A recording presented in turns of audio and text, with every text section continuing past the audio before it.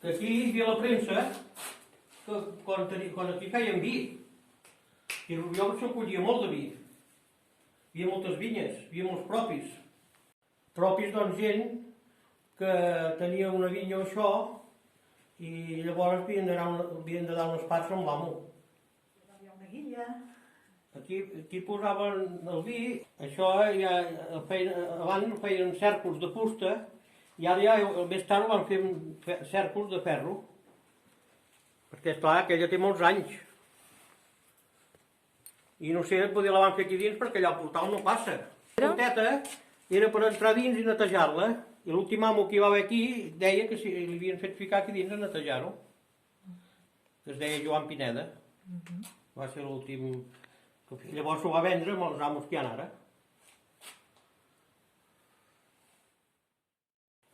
Això hi tallaven el cànem abans. Per tallar el menjar era llarg i així es feia més curt per dar el bestiar.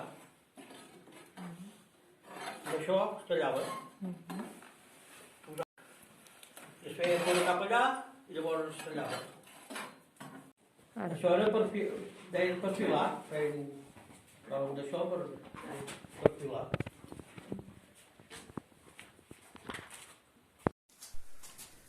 Això és el que aventàvem el gra quan es batia amb els animals.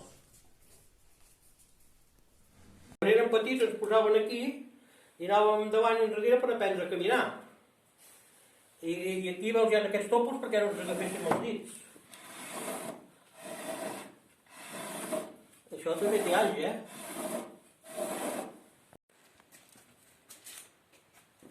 Això, clar, també hi ha aquestes cortines a davant.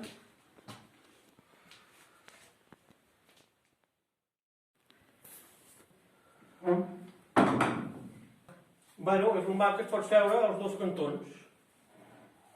Pots seure allà a la taula i llavors pots anar cap allà, pots seure aquí a l'altre cantó. També és un banc molt antic.